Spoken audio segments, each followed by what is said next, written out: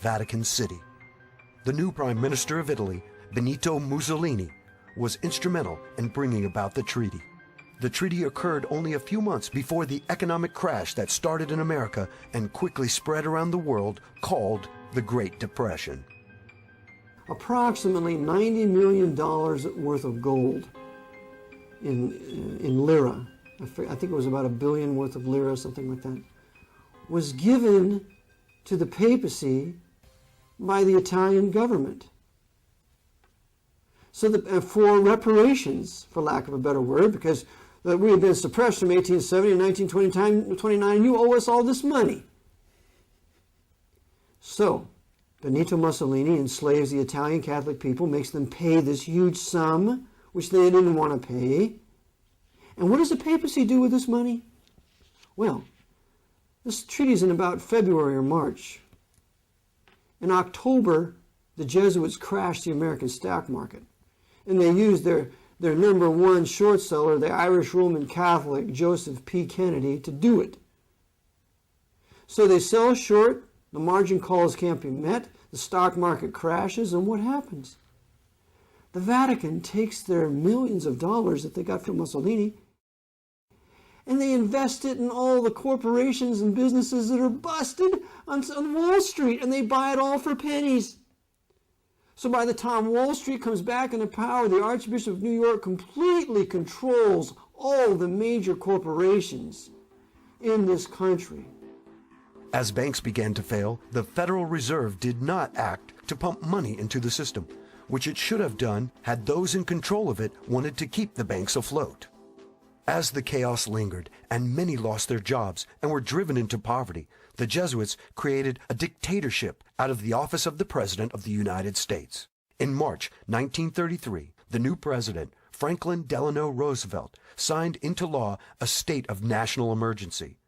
Under such a state of emergency, the Constitution was set aside, ostensibly for the public good, until the emergency was canceled by the president. Roosevelt never canceled the emergency. This was verified in 1973 by the Church Matthias Committee and published in Senate Report 93-549. No American president since then has canceled the emergency. And even though Congress passed the National Emergency Termination Act in 1974, this termination was in name only. The reality was that the emergency powers taken were never returned. They continued in the U.S. Code as permanent powers. Thus, we are currently in a state of emergency or dictatorship.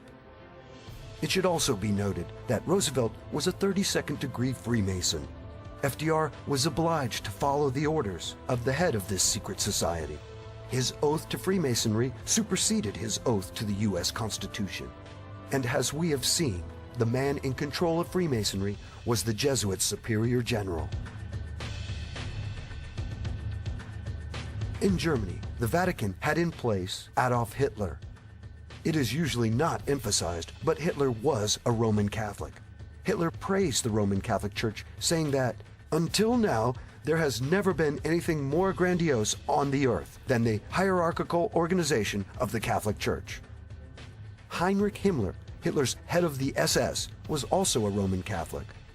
Friedrich Hofhet wrote, "Hitler, Goebbels, Himmler, and most members of the party's old guard were Catholics." After the war, Walter Schellenberg, former head of German counterespionage, stated, "The SS organization had been constituted by Himmler according to the principles of the Jesuit order." Himmler's title as Supreme Commander of the SS was to be the equivalent of the Jesuits' general. Incredibly, although he killed and tortured millions, the Vatican never excommunicated Hitler. In fact, not one of the mass murderers of the Third Reich was ever excommunicated by the Vatican. The day Hitler died, the Spanish dictator Franco, also a Roman Catholic, had this statement run in the publication Reforma. "Adolf Hitler, son of the Catholic Church, died while defending Christianity." As a loyal son, Hitler killed heretics, including Protestants, Jews, Orthodox Christians, and even liberal Catholics. All told, the war dead numbered between 62 to 78 million people. 11 million of the total dead from World War II died in concentration camps, 6 million being Jews. The Jewish Holocaust was never condemned by Pope Pius XII, or for that matter, by any other pope. Why this silence? The Jews, like all heretics, resisted conversion to Roman Catholicism and obedience to the Pope. Who financed Hitler? The answer is clear and easily verified. The Vatican and many of the wealthy elite in the West gave Hitler the money he needed to build the Third Reich. As early as 1919, Archbishop Eugenio Pacelli met a young Adolf Hitler in Munich. The meeting occurred at night while all the household was asleep except for the nun who attended Archbishop Pacelli. Her name was Pascalina.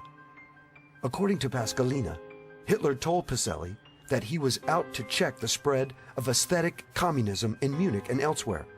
It did not come as a surprise to her, therefore, in light of Pacelli's hatred of the Reds, to see the prelate present Hitler with a large cache of church money to aid the rising revolutionary and his small struggling band of anti-communists.